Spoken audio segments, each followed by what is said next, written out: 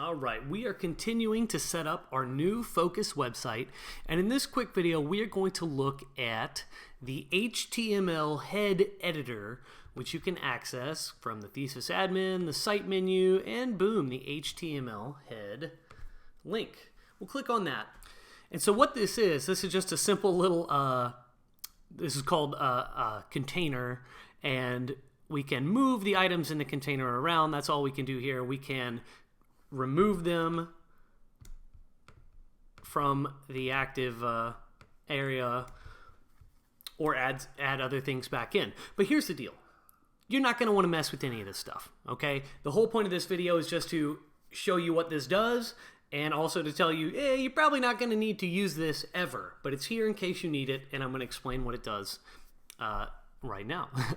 So the items we see here, and the reason this is the way it is, we're going to have to look at an actual web page so you can understand this.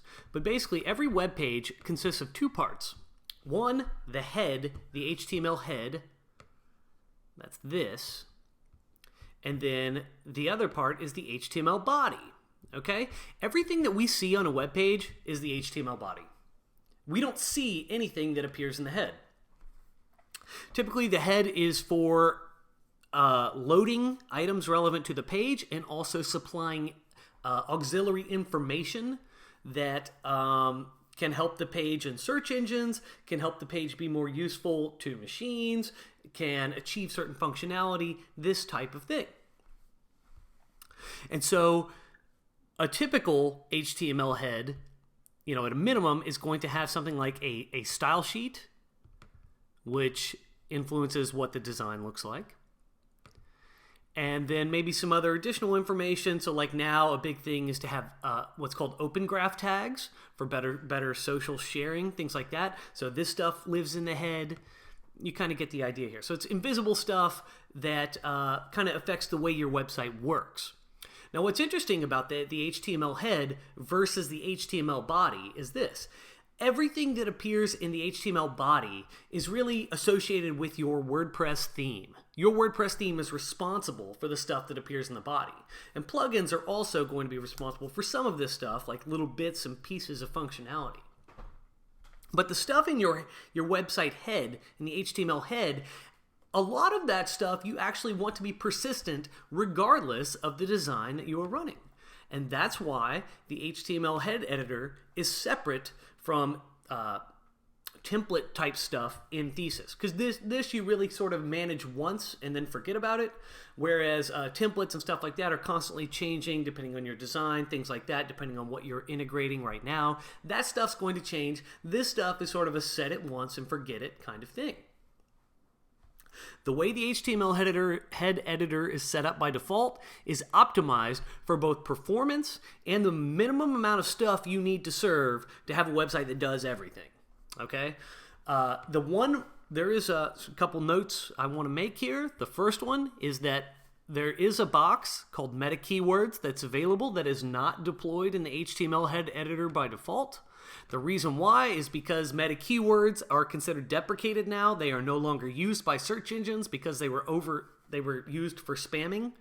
And so therefore nobody uses them anymore. Some people still attempt to use them thinking it's going to benefit them. It is not. So you may as well not use things that are not beneficial to you. That's why that meta keywords box is located over here in the queue and not in the active area. Okay, really nothing, I don't really want you to go in here and actually do anything, but I will point out, if you are ever trying to integrate a plugin, and most plugins don't work this way anymore. This used to happen more in the past. It happens less nowadays. But certain plugins will say, oh, you need to copy and paste this little bit of code into your HTML head. Well, here's how we're going to do that. We're going to locate the head scripts box. We'll click on this settings icon. And then you can paste anything you want in here, but it really should be typically it's going to be script tags. Well, I spelled that great, huh? It could be a link tag. It could be some sort of custom meta tag. But generally speaking, like I said, you're not going to need to do this. And I want you to be aware, you probably already got all the link and meta tags that you're ever going to need. They're probably already being served by other components of your website, specifically from Thesis or within Focus, or within some of the add-on boxes like the Open Graph box, which serves this stuff I showed here, and that that enhances the way that the pages of my site are going to appear when they're shared, when links are shared in social media feeds and in anything else that supports Open Graph markup. And so this stuff, the HTML head, it's pretty technical. Like I said, I've already set this up for you, so it's totally optimized. You don't have to do anything here. And then some other notes. If you are running an SEO-specific plugin, which I'd like to add is not necessary. If you're running Thesis and Focus, you do not need to add an SEO plugin at all. This Thesis and Focus is already fully featured for SEO, has everything you're ever going to need. You don't need to introduce that extra piece of largesse in the form of another plugin that you're going to have to update and maintain or whatever and integrate. You don't have to do that. But if you want to, if you've been running something like Yoast SEO or all-in-one SEO in your site for any number of years and you switch over, if that plugin, if either of those plugins is active, Thesis will detect that and actually remove critical boxes that are served by these plugins. So for example, if you activate Yoast, you will not, and then come in here to the head editor, you will not see the title tag, you will not see the meta description, and I haven't done this recently, but it may remove the meta robots as well and just seed those that functionality to those plugins because you've chosen to use those to manage your SEO instead. And that's all fine, but like I said, you won't have to do anything. Thesis will detect what you are doing with your environment and make the changes accordingly so that everything is optimized and exactly what you need it to be. So anyway, that's the explanation for the HTML head editor. You're probably never going to need to use it. If you do need to use it, it's probably going to be to input some little copy-paste thing that some plugin or integration wants you to stick in your HTML head. You're going to pop into the HTML head scripts, going to paste your stuff, and then you're going to hit save, and it's all going to work just fine. Okay? Thanks for watching. See you in the next one.